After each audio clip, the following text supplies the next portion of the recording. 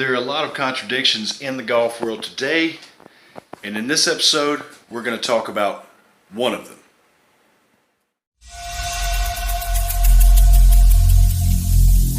Every single day, I'm gonna make something great.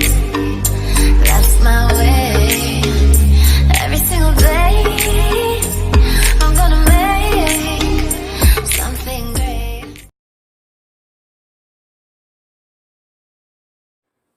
First of all, if you haven't watched episode 1, go back and do that. It's on my channel. Second of all, if you haven't subscribed to this channel, please do so and click the bell notification down below here. Leave me some comments, interact with me. I'd love to hear from you, hear your thoughts on what it is that I've got to say, and give me a thumbs up. In the last video, episode 1, I mentioned that you should start on the putting green. I want to explain why I feel that way. Again, I want to say I realize that putting is not exactly the most fun way to start or be introduced to golf.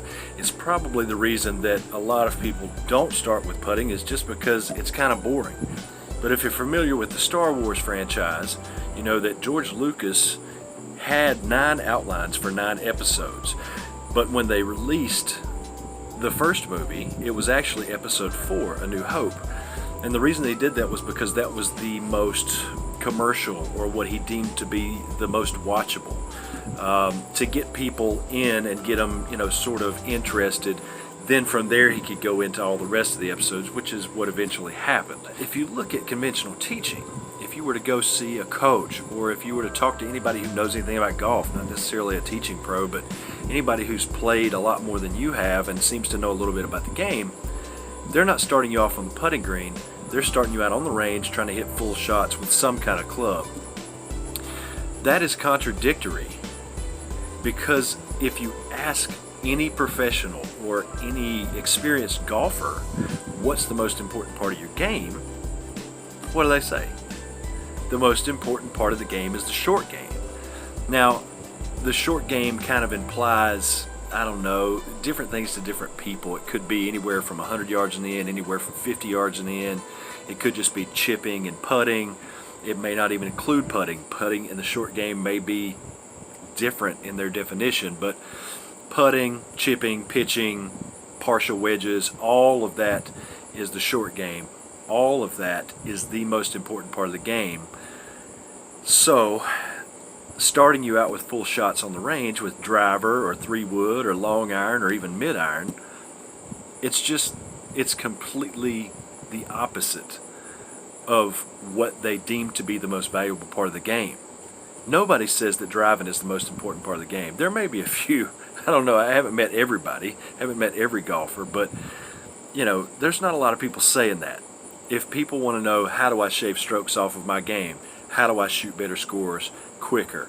Everybody will tell you, practice your putting, practice your chipping, practice your pitching, practice from 100 yards and in, the short game. So then why is it that as soon as you're introduced to golf, they're sticking you out on the range with full shots with long clubs?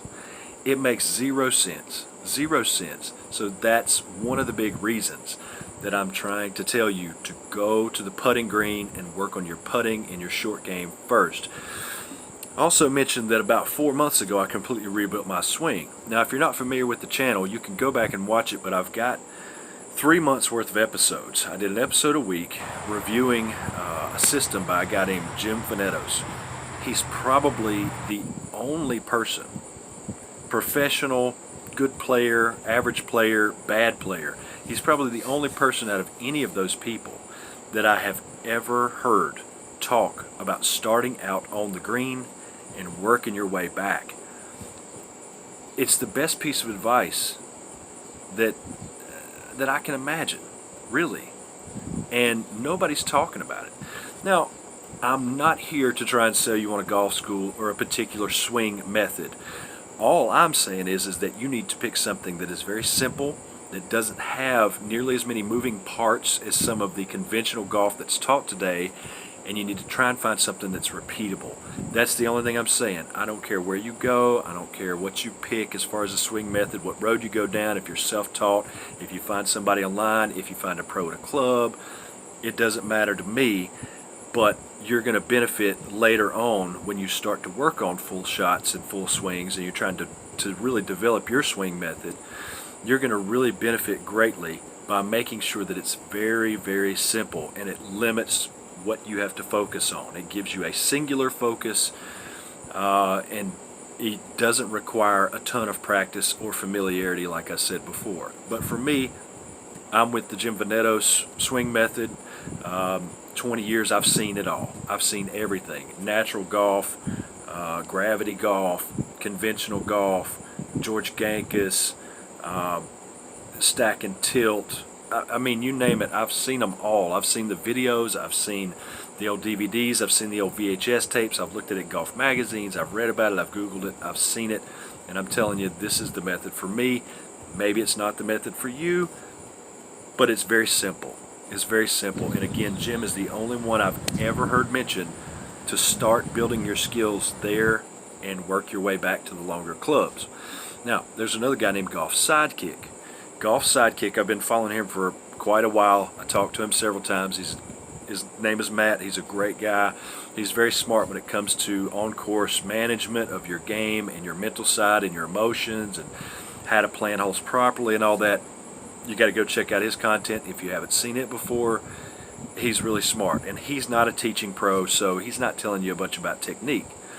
I am not going to try to tell you about technique either. I am not a pro. I was not a college golfer. I'm not a scratch golfer. I'm working my way to scratch, but I'm not there. So I'm not trying to teach you technique. I'm not trying to teach you swing methods. I'm not trying to help you fix your slice. That's not me. I'm here to help you try and plan a route to get to where you want to go, and that's good golf. But anyway, Golf Sidekick, his strategies, he says to start from the green and work your way back. That type of thinking, to me, is correct. You want to figure out where you want to be in the end and then work your way back to the tee from there. Just like Jim says, just like I say, start on the green and work your way back to the tee from there. Think about it like this. You've all heard the term reverse engineering. If you are an engineer, let's say mechanical, okay, and you want a car in the end, that's your end product. So that's the first thing you do, is you come up with your finish point, which in this case is going to be a car, let's say. Then you take the finish label off of it and you put start. Put a start label on it. Now you're going to start with the finished product, and you're going to take it apart and break it down and work it all the way back until you get to bolt number 1. And that's all reverse engineering is.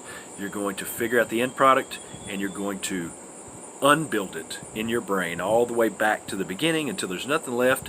Now that becomes your starting point, and you just follow the instructions to put it back together in the order reverse of which you put it in the first place. If that makes any sense. Same with your golf swing. Start on the green. Start with how you're going to finish it. Go to how you're going to get to the finish. Go back to the next step, which is going to show you how to get to the fairway, to get to the green, to get to the putt, to get to the hole. Work back from there. That's why I say start on the putting greens. 3-foot circle drill is the name of this drill. It's very common. I didn't invent it. There's tons of people doing it. I hear Phil Mickelson uses it all the time, but there's lots of people that use it all the time.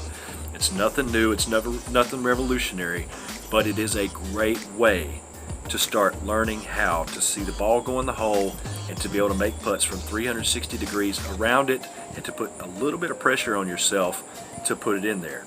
The other thing about this drill is that it doesn't require you to have the best technique in the world. Don't worry about technique in the beginning. If you're just starting out, don't worry about technique. Just worry about trying to feel the ball into the hole and watch what the ball does. Watch how it reacts to the breaks.